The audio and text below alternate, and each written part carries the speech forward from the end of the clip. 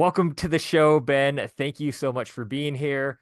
And like always, we'll start off by asking you, what is your origin story? How'd your creative journey begin? Thank you again for having me on your show. So let's just say when I was 3 years old, I still wasn't able to talk yet, but I saw a commercial for Transformers. I had no idea what it was, but it was the first time in my life that I was like, oh, I want that. The first time I ever experienced want that's not related to food or anything. So then I don't know, I didn't know how to say anything. So I just saw a pencil and paper and I drew like a really crude robot. And somehow someone figured it out that I was trying to like communicate that I wanted to see Transformers or something. And that's how it started. So before I could even talk, I guess I was drawing. So I spent my whole life doing doodles. And fast forward to like maybe, I think it was fifth grade, a classmate had brought in a turtle comic, a Ninja Turtle comic. I've seen the cartoons. I was a huge fan of the toys. It all started when I was in third grade. I was a big fan, but it wasn't until like I saw the black and white, like I think it was the fifth or the sixth or the maybe I don't know whatever printing of the Turtles issue one, and it was bonkers. It was so crazy. Where's the pizza? How come they're all wearing? How come they're all Raphael with different weapons? It's like what? Anyways, from that moment, I knew I wanted to draw comics. It was literally because of Ninja Turtles. I wanted to draw comics. It wasn't Spider-Man, it wasn't Superman, it wasn't Batman. They were cool, whatever, but it was the Turtles. After that, the Turtles even taught me how to eat pizza. My family had a Chinese restaurant next to a pizzeria all my life, and the pizza guys would always bring free pizza because they were friends and stuff. And I was like, ew, no pizza, until I saw the Turtles, and I'm oh so much. I love pizza. So the Turtles taught me how to draw.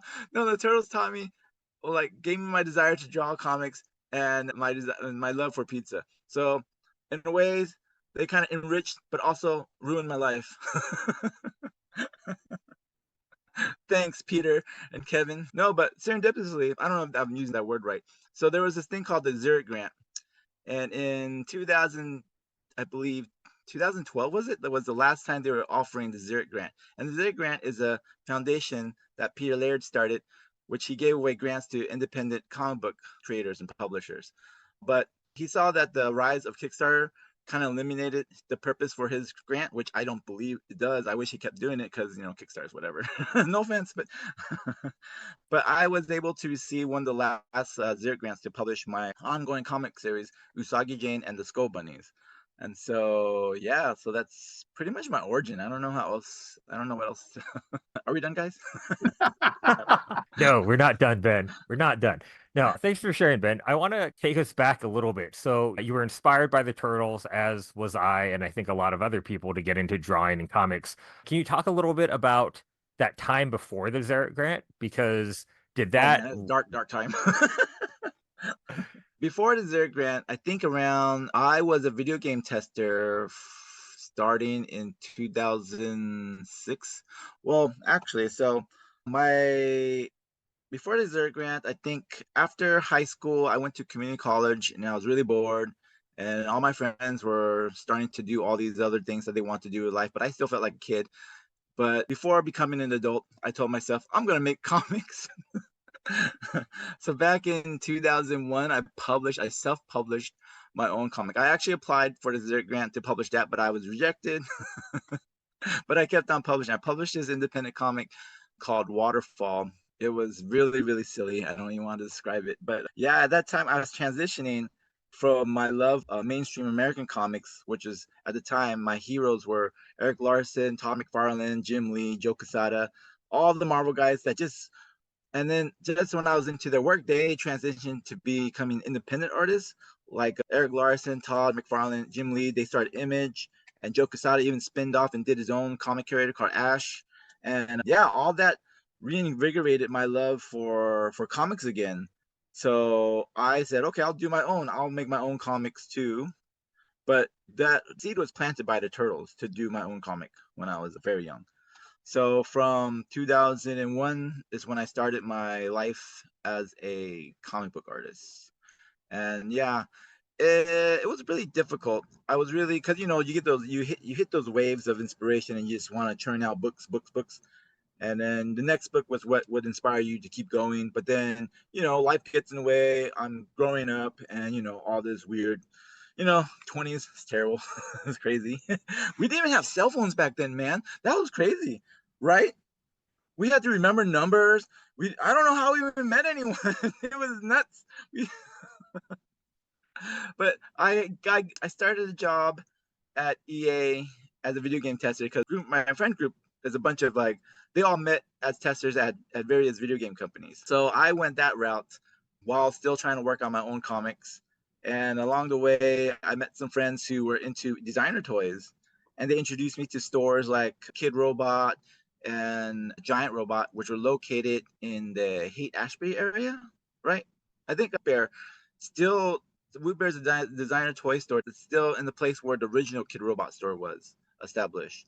And from then, I was exposed to all these street artists and other alternative arts and all this gorgeous, like, yeah, designer toy. I don't know how else to describe it. It's basically decon on paper. But yeah, it was amazing. It opened my eyes. And I went from comics to designer toys in that period from 2005 to 2008.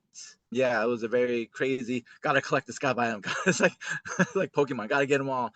I think I was a bigger fan of this Hong Kong company, Toy2R, than Kid Robot or Medicom. I was into the keys. It was spelled QEE, and then through the keys, well, not that actually. There was a book called Vinyl Will Kill. Remember that book? You guys ever Vinyl Will Kill? What? It was made by this artist called Okay, I gotta Germaville. find it. Remember, it was a silver book. It had a basement toy. It's a weird collage of all these different artists at the time, and it's called Vinyl Will Kill. And oh my god, that book changed my life. Introduced me to the HK scene. I love HK artists. Oh my god, like what do you call it? Tim Sui from the Bronx, Team the Bronx. He did this monkey guy. Oh my god, I love that guy. He was my favorite designer. Oh, then Michael Lau and all these, because the book broke up into like artists from different regions. So you got artists from Japan, artists from Europe, artists from Hong Kong, and so on and so forth in America. But I love the Hong Kong section. It was like so great.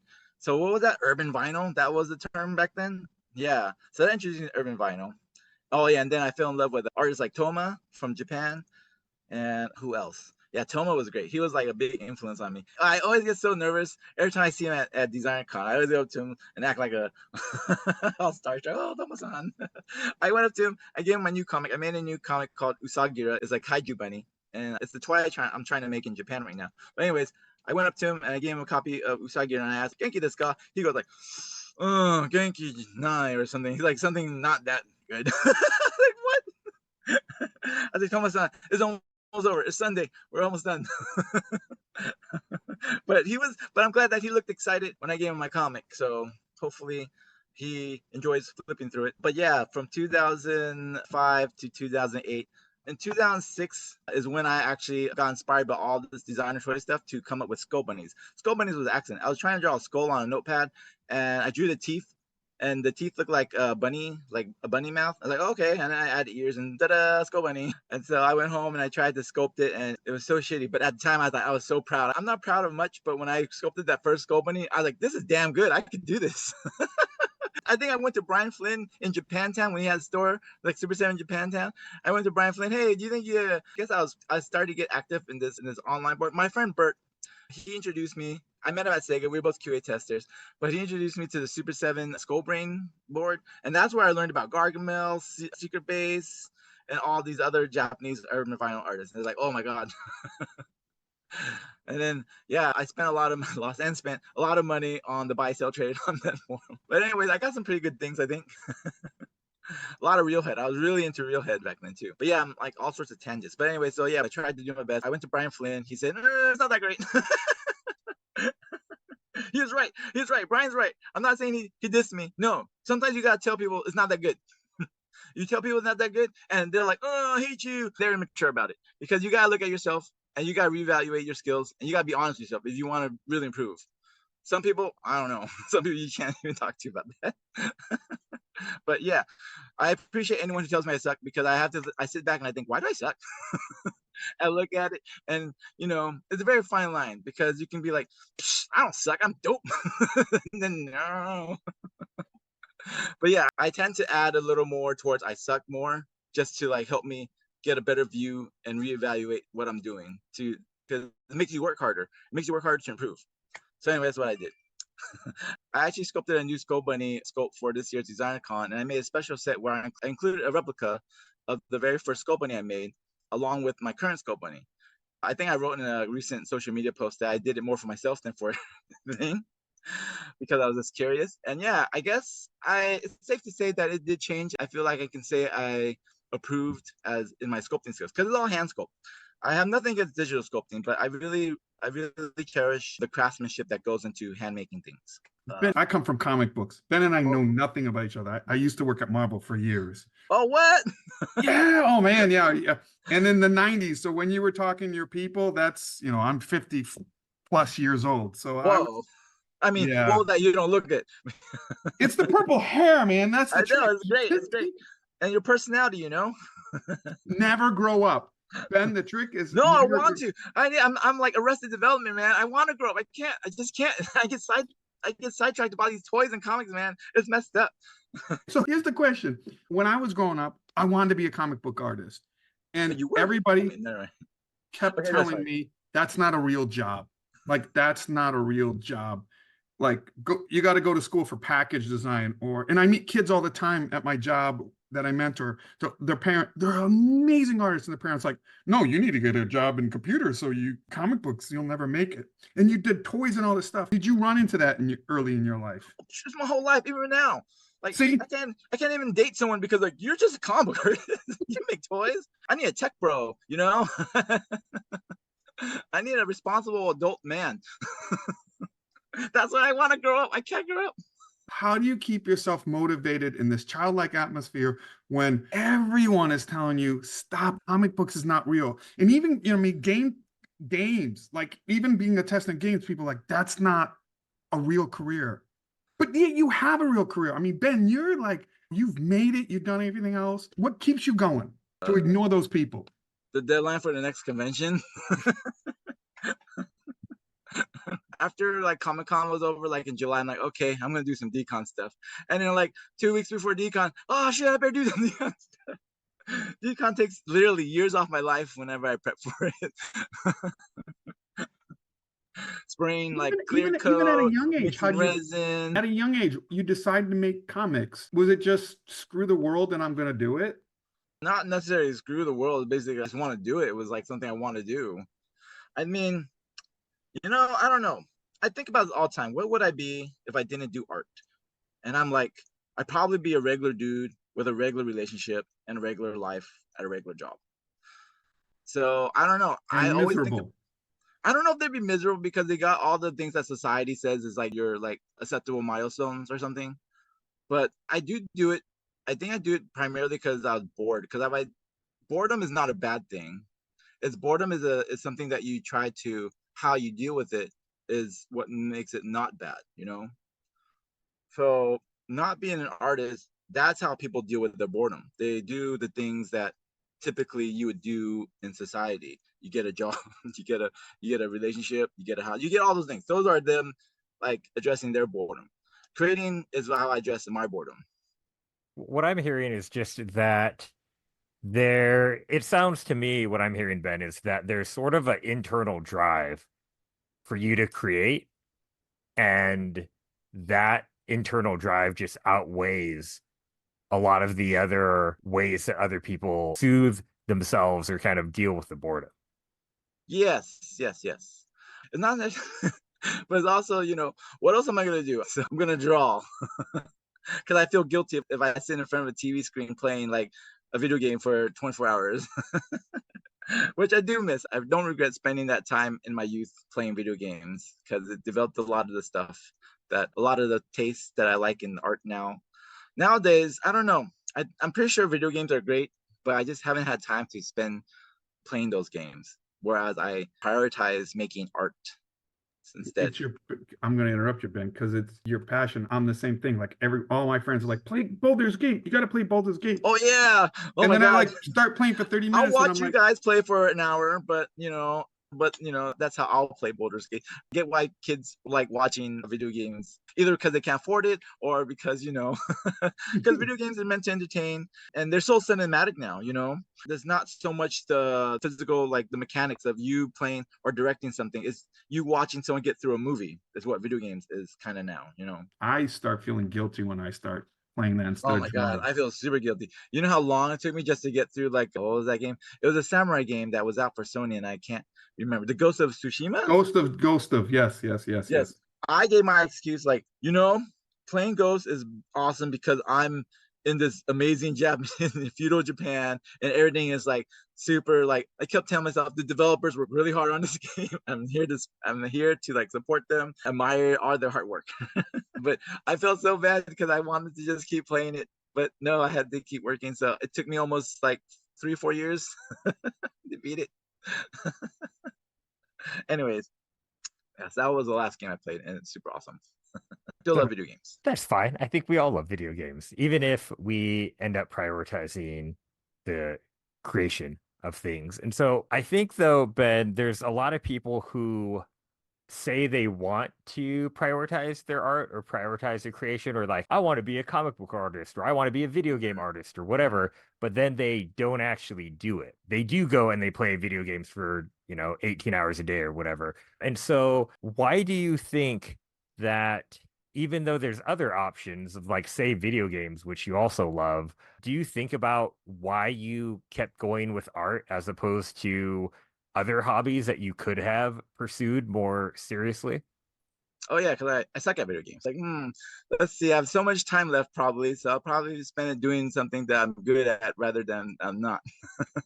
Or try to get better at than something I know I'm never gonna get better at, because as I age, my skills for that are declining. Okay, I'm gonna be honest. I did spend a lot of time maybe in the past year or two, because it was the only way to socialize with my friends who all have, like, their own respective lives. And so we would get together and we play this game called Valorant, which is, I'm ashamed to admit, because all the kids love playing Valorant. I'm so bad at it. I'm so bad at Valorant. And I feel bad because my friends were so serious, and they were all improving, but I was bringing the team down. But also I realized I had to get more work done. So I love socializing with my friends, but I didn't want to bring them down because they were enjoying the experience of getting better at video games. But I was not getting better. I was getting worse, actually, because I was thinking too much about it. And in those type of games, I'm really impatient. I don't have the patience to just sit there and wait and like make my move. I'm like, I'm gonna go right in there and da da da da da da. Anyways, yeah, then so I stopped, and I've been focusing on my work and getting my comics done while I leave my friends, and hopefully they get better and level up and enjoy their experience. And if they want to go out for pizza, I'm down for that. Oh, sorry. But whatever you prioritize is okay. You can do whatever you want. You don't have to feel guilty. I personally feel guilty. So don't feel like, oh, Ben Seto says playing video games is bad, so I'm going to stop. No, do what you enjoy. It's your time. Our time is our gift, and it's your right to do what you want to do with it. If it's playing like video games for the rest of your life, think, yeah, good. As long as you don't hurt anyone in real life, you can hurt as many people as you want virtually. Don't troll them though. But anyways, yes, you should enjoy your time. Do whatever you want, whatever makes you happy. Drawing, creating, and making stuff is what's making me happy right now. And yes, if it's playing video games, if it's I don't know, doing taxes, yeah, do what you want that makes you happy, as long as it doesn't hurt anyone else. All your passions. That's a trick to life, you're saying. Yeah, and it's a bonus if it makes other people happy, and or it has a positive effect on people. Which is what you're doing. I mean, when I came to see your booth, by the way, I think you can find a girl, because no joke, Rick, he had lines of cute girls lined up to buy his. Let me get my parents in here so you can tell them that. What I'm hearing is, follow your passion, everything else. And you were talking earlier, and so I want to play with you right now. You found Ninja Turtles, right? And pizza, which, by the way, a lot of people then go, wait a minute, they're named after famous artists, and they start looking up artists, and you were naming other influences are. Let's you and me play, and Rick can play too. Like, I want to know, because your stuff's so unique, it's so cool, it's so much fun. And you're capturing, old people like me and young people. Who motivates you? Like, what artists or movies or anything? What are the things that inspire you, motivate you, make you start creating? I always find it interesting Okay, I'm gonna do this. This will help you. Do you know who Frank Miller is, right? Yeah. Okay, I'm gonna tell a story, and I apologize for the podcast listening.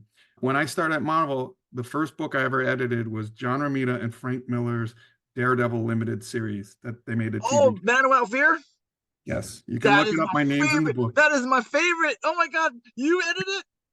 Oh, I told you, Ben, you and I are gonna grab pizzas and hang out because oh my God. I just remember the end of the book where they're just writing the editorial where like Frank and John were like having their back and forth about making the book. And by the then, way, it started years before I came to Marvel. I just was the intern and it had gone forever, and they finally were starting to produce it. There's a whole story. We'll do a podcast on just that one. oh But man, that book series was the best. it Oh was the my best. God. That's why that That we made me get a way off lifelong subject, fan but of John Romita. that's my literal physical mentor was Senior. He was in the office next to Oh, then but this is not about me. So I'm gonna stop. it's okay. It's about everyone. So I asked Frank, like, because I grew up with Daredevil Frank run, right? I'm that generation. Okay. And I'm on the phone with them. This is back when we had rotary phones because we didn't have cell phones. This is when I used to FedEx everything back. So date it. That's the point of this. And I'm like, Mr. Miller. And he's like, call me Frank. Okay, Mr. Frank Miller. How did you come up with all this stuff? How, wow, your brain's amazing. He goes, I have nothing original. Nothing I've ever done is original. And I'm like, what? He goes, this is stolen from that. And this is stolen from that. I'm like, wow. And he's the reason I got into Hong Kong cinema. He's the reason I Oh, found really? John Woo. Because he Whoa. stole from John Woo. And he said, and John Woo stole from Shakespeare, and Shakespeare stole from history. So my point to your question to you is, everything's connected. Who am I stealing from? Yeah, who are you stealing from? Because it's stealing, and there's nothing wrong I'm with gonna it. tell You're you. making your own. Okay, I'm gonna. Actually, let's see, who do I steal? It's funny because right before we started this, I was cleaning my bookshelf and I'm like going through all the artists and like, whoa, that's so cool. So it's like so coincidental that you bring this up. There's a lot of Japanese artists that I discovered when I went to, oh man, the first time I went to Japan, I went to a bookstore and my mind was blown because, I grew up going to Kinokuniya and SF and their books are so expensive. I go to the bookstore in Japan, the same book I bought for like almost 45, $50 because of all the taxes or whatever was like $1 in the dollar bin. Like what? I bought so many books on that trip. I saw Boy and the Heron last night, Miyazaki. Of course, he's a huge influence. But you know what? I have to admit, I didn't like Miyazaki when I first saw it in the bookstore. I was always going after these anime artists like Haruhiko Mikimoto. He was a character designer for Macross because I grew up on Macross. And then Yoshiyuki Sadamoto, who's a character designer on Evangelion. Those guys were like my big influences when I was starting to like do my comics. And at the time, Princess Mononoke was showing up, and I had no idea who Miyazaki was. I think I have a video cassette of Kiki's Delivery Service, but it didn't occur to me that Studio Ghibli was a brand like Disney at the time. So I thought it was just a Japanese movie. But that was the only experience I had with Miyazaki, not realizing specifically Miyazaki. I just know that, that style looks like the Kiki's Delivery thing. But anyways, my friends and I who had nothing, who were just really brand new to Japanese art and comics, I got really immature. It's like, oh, look at that. Why is that girl with blood all over her face like so popular? Oh, look, it's that girl with the blood on her face. It's your girlfriend. You love that girl with the blood smeared all over her face.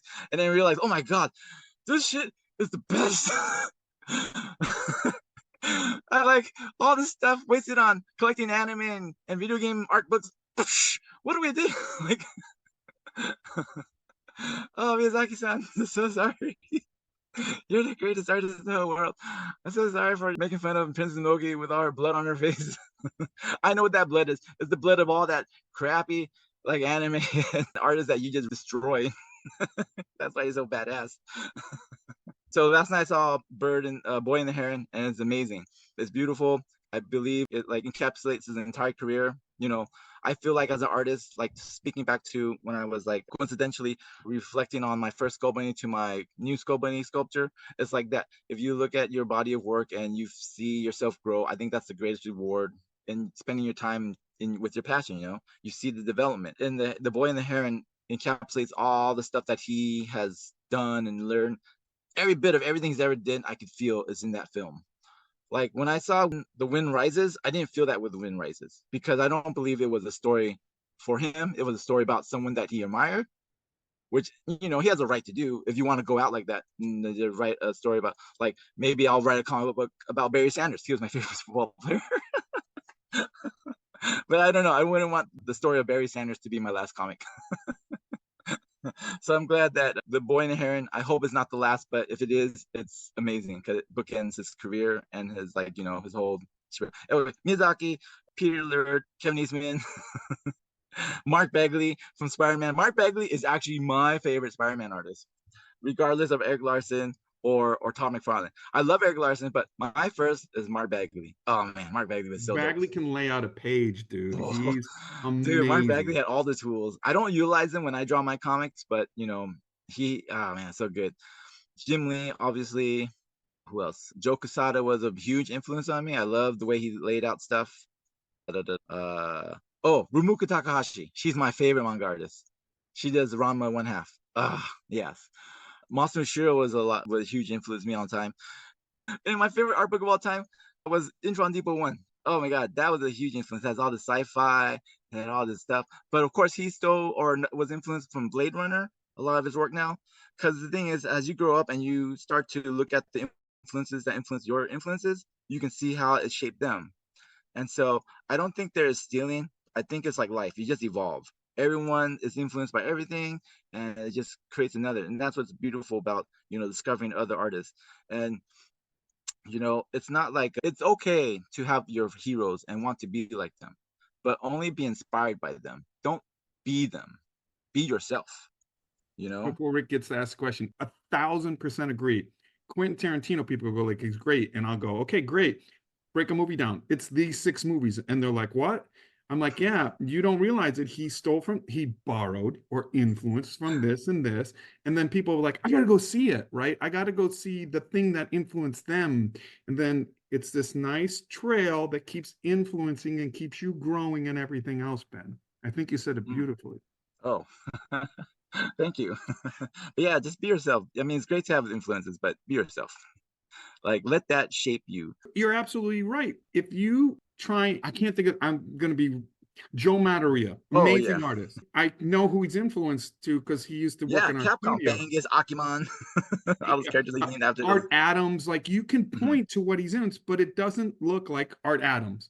There's a guy, Roger Cruz, who we used to hire at Marvel when Joe was too busy because he drew like Joe Madureira. But where is he now? Because he just drew, he didn't have a style, he had Joe's style, right?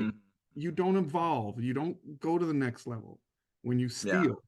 When you're influenced and borrowed, like you're talking about, it's not a weight, right? Yeah.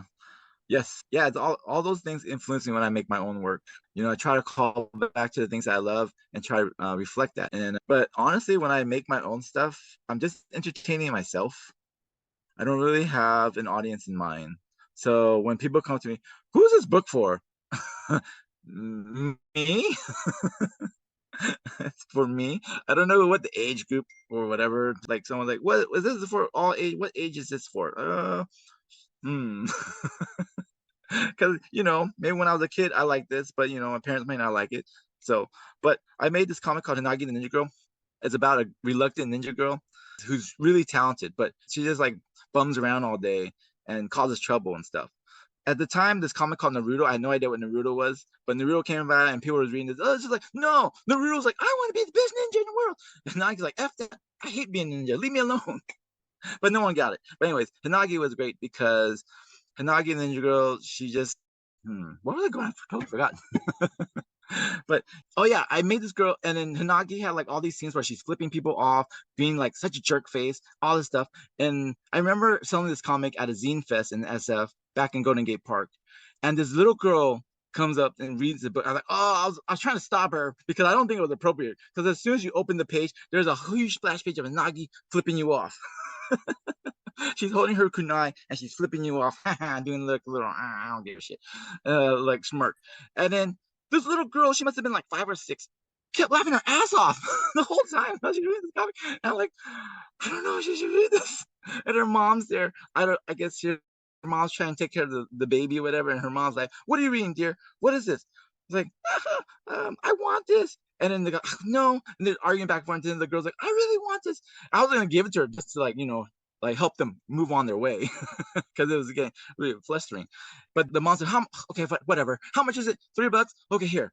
Are you happy? Yes. Thank you so much. She rocks away with this nugget. I'm like, oh my god, what did I just do? This is really crude humor. This ninja girl with a bad attitude, being a jerk. And the little girl loved it. So I don't know what's age appropriate, you know? Because that definitely, I don't believe Hinagi was appropriate for that girl's age, but she really enjoyed it. And I hope she's looks back at it. So it's hard to tell. Again, I'm sorry. I'm like all over the place. This is what it's like in my brain all the time. So it's hard for me to focus. My brain too. So there's a lot of influences, but I guess it's whatever I see at the moment too. Like right now, I'm just thinking about The Boy and the Heron. I'm thinking about all the things and whether if it matters if things make sense or not. And if it does, like, because people can come back and pick things. It's like whatever, dude. If, as long as you enjoy it, it's what matters. It's like when all the new Star Wars movies come out and like, oh, blah blah blah, fanboys are like trying to tear it apart. What? It was fun. It was good. I made a movie. That shit's gonna be torn down because that doesn't make any sense. So it doesn't have to really make sense because that's what's magical about it. You can't make magic make sense because magic is something that never made sense. That's what's magical about it. Does that make sense? Makes perfect sense to me, Ben. So what would you tell artists who might be wanting to start their own comic book or jump into designing? Go with it. What would you tell them? And if it's don't do it, like go play some video games and eat pizza, enjoy your life. Just kidding. No. Just do it. Whatever you want to do in life, do it. Don't be scared. It's okay to be scared. I'm always scared when I do my taxes. But yes, just do it. It's really scary. Like I feel like as an artist, if it's hard and you're scared of it, you have to do it. If you really want to be a good artist, you have to do it. If it's something, I'm just going to draw the same person in this angle and whatever for the rest of my life. That's fine too. You can do that too. You don't have to be like Renaissance person. You don't have to be as good as, the best artist in the world to do what you want. There's like some cartoons that are beloved and, they just draw the same character and the art is what they're communicating in their strips. It's not like I don't want to see like fucking Michael Bay explosions in a Snoopy strip. In a Peanut strip. That's not going to make me love Snoopy more. Maybe, but it doesn't have to. I love Snoopy for what Snoopy is, but I feel like I try to do things that are challenging for myself and helps to help me continue to develop. If it's a big failure, then I learn something. Like, they always say failing is more important than succeeding because failing leads to success. So yeah, I always do things that are hard and challenging. That's a good test if you want to improve. So all the artists who want to do something, whatever they want to do, just do it. Just try. I'm not trying to sell shoes here, but yeah, go and do it. Go and do the hard thing and you'll learn so much about yourself. I think that's the best advice. How do you motivate yourself? What do you say something to yourself or do you look at something? How do you get personally over that challenge? I struggle with it every day. You just have to find that spot and it's not easy and you can't force it per se. I remember I spoke to a comic book artist about this and they basically said doesn't matter, you just gotta do it. But that can't apply to everyone equally. It's a case-by-case basis. But what I can say is that if you're able to sit down and just grab a pen and a paper and make a stroke, it's like starting your car engine. You just gotta turn the key. It doesn't matter. You just gotta get inside the car, turn the key, and keep it one thing at a time. That's what I've been telling myself nowadays. Take one step at a time towards what you want to go. You don't have to make leap and bounds. Just one baby step, a little bit. Just get it going. And even if you only spent 5 minutes a day drawing, at least that was better than no minutes a day drawing or whatever you want to do that day. Right? It's always going forward. I don't know anything about time except that always moving forward and waits for no man. It waits for nobody. It's just going. So you can sit here and wait for 2 seconds to go by and do nothing, or you can like make a stroke in 2 seconds or whatever. And yes, there's a lot more. There are people who are better at it than others, but it's okay as long as you try. Try. I know Yoda's like, try, do. there's no try. There's only do. Shut up, Yoda.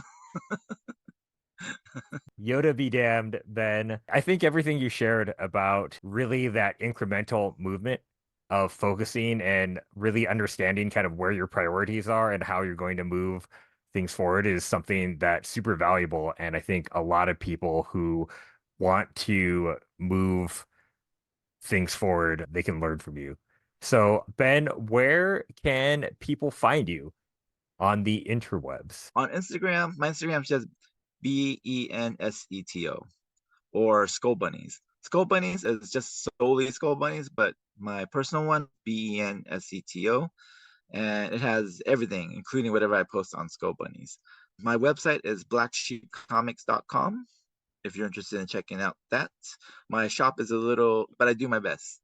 Yeah. Is there anything else I can? You got shows coming up? No, I hope not.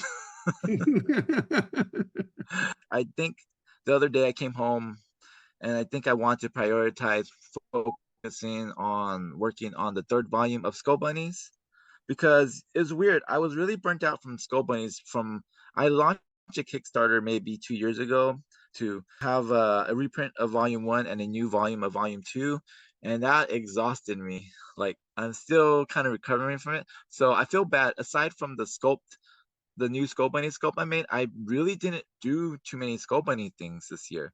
A friend of mine was saying, Ben, if you want more exposure, or like more followers, you gotta do fan art. Like, it's not like I hate fan art, and I appreciate because everyone who's ever like respect like all the comic book artists, they're basically professional fan artists. So when all those artists became like their own stuff, like McFarlane did Spawn and all that stuff, that whole new level of respect was born in me toward them because it was amazing to see them do something that wasn't like there in the beginning. It's not like they didn't create anything original while working on those titles. They made a huge contributions to those like franchises and stuff. But anyways, my friend's point was like, if you would like to get more popular, you should draw more fan art. So I don't really like drawing fan art, but I love Ninja Turtles, so I started drawing illustrations of my favorite Ninja Turtle toys because those toys are masterpieces. They're sculpts, all the details in those old school figures in the original toy line. Oh, amazing. I learned so much and it was just so fulfilling to draw those.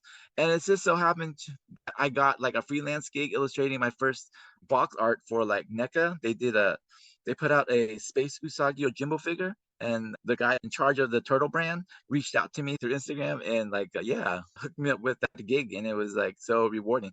But it was a nice break. But now it's time to get back to work and do more scoping stuff. And also made this comic called Usagira, and I'm kind of curious of what else I can do with it.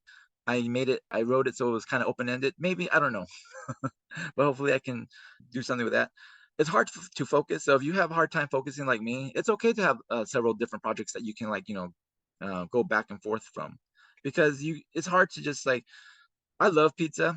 If I had to eat pizza every day, I might actually enjoy it, but I do like burgers and tacos. So, your other projects are like, your other foods like salad, burritos, tacos. You gotta have variety. Variety will keep you going too. Unless you have this amazing story where it's like everything you ever wanted is in this, that's been good for you. But yeah, variety will help you grow too. And don't be afraid to explore other things as a person and as an artist too. That's another thing too.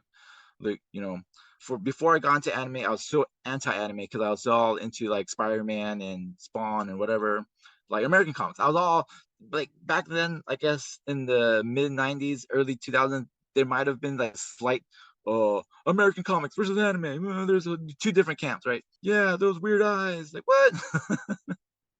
But then you have to expose yourself to stuff that you may not like, because you might like it. Actually, you might actually like, when your mom tried to force you to eat food that you didn't like, well, you better try it because you don't know, you might like it. So yeah, expose yourself to different things. If you don't like it, you don't like it. What's the worst gonna happen? We always ask people the last part, like, any last things you want listeners to know. I think that's the best thing to end with, for let listeners know. Like, it's variety in life. It makes you better.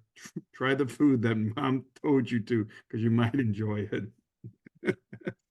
Like, that's the best inspiration, right, Rick? Chris, thanks for Exposure. cleaning up my messages. I'm like, No. thank you. You are an editor. You are. Yeah. Thank you for being my verbal editor. Thank you for joining Rick and myself on another episode of Origins, A Creative Journey, a Designer Con production. Please like this video, subscribe to our YouTube channel, download and listen to us every place you get your favorite podcast. Follow us on Instagram at Origins, A Creative Journey, all one word. Drop us an email for thoughts, ideas, or maybe somebody you'd like us to interview at dconpodcast@gmail.com.